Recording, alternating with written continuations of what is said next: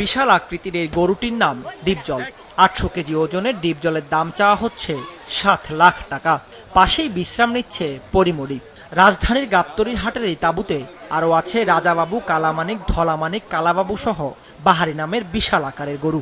৮০০ থেকে ১২০০ কেজি ওজনের কোরবানির এই পশুগুলোর দাম হাঁকা হচ্ছে ৫ লাখ থেকে শুরু করে ৩০ লাখ টাকা পর্যন্ত। কিন্তু বড় গরুর বিক্রি তেমন না থাকায় অবসর সময় পার করছেন ব্যাপারীরা। আমার খামারই জন্মার পরে গরুটার নাম রাখি আমি ডিপজল এবং অতি আদরে গরুটাকে লালন পালন করি।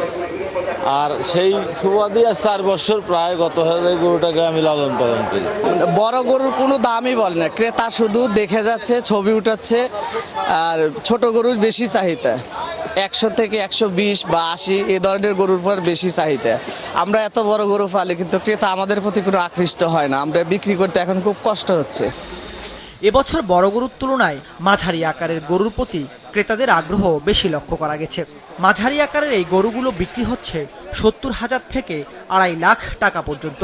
বেচা কিন্তু খারাপ, ভালো হচ্ছে না। এখন মনে করলেন যে আমাদের দেশে ফরন এই যে ১০০ কোটি ১৪০ ফরন দাম বলতেছে ১১০, আমরা কেমন করে দিব কোন? কাস্টমারের আনাগোনা আছে, তারা দাম বলতেছে, আমাদের পছন্দ মতো দাম হচ্ছে না। ব্যাপারীদের অভিযোগ, ঈদ ঘনিয়ে আসলেও সে হিসেবে এখনো জমে ওঠেনি কোরবানির পশুর হাট। তাদের দাবি খরচ বাড়ায় স্বাভাবিকভাবেই দাম বেশি রাখতে হচ্ছে। খাদ্যর দাম বেশি, মানে যে দাম কয় ও দামে গৃহস্থকে পুষে না, বুঝছেন? এই জন্য ওই যে গরুর দাম চেয়ে বসতে হয়। বেচা কিনে টুকটাক কেবল শুরু হয়েছে, শেষের দিকে কি হবে না হবে এটা বলা যাবে না।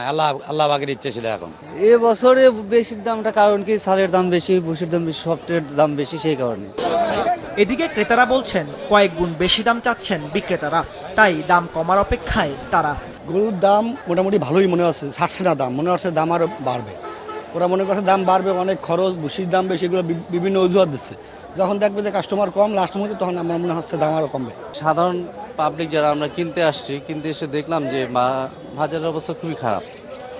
মানে যে গরুর দাম হওয়া উচিত ছিল ১ লাখ, সেটা ১.৫ লাখে পৌঁছে গেছে, কিংবা ২ লাখে পৌঁছে গেছে।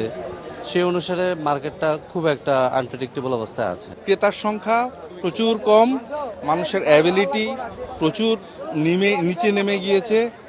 আমরা যদি আমাদের সার্কেলের লোকজনের কথাই বলি, তার 50% লোক কোরবান দিতে পারবে না কিংবা দিতে পারছে না। সেই অনুযায়ী তো লোক অর্ধেক কমে যাওয়ার কথা। তো আমার মনে হয় দাম কমতে পারে। গত বছর যে ধরনের গরু কিনছি তার থেকে মনে দাম একটু বেশি মনে হচ্ছে। এবছর ঢাকার ২ সিটিতে ২০টি হাটে কোরবানির পশু বিক্রি হচ্ছে। ক্রেতা বিক্রেতার সার্বিক নিরাপত্তায় হাটগুলোতে আইন শৃঙ্খলা বাহিনীর কঠোর নজরদারি লক্ষ্য করা গেছে। দাউদ হাসান, মাছরাঙা সংবাদ, ঢাকা।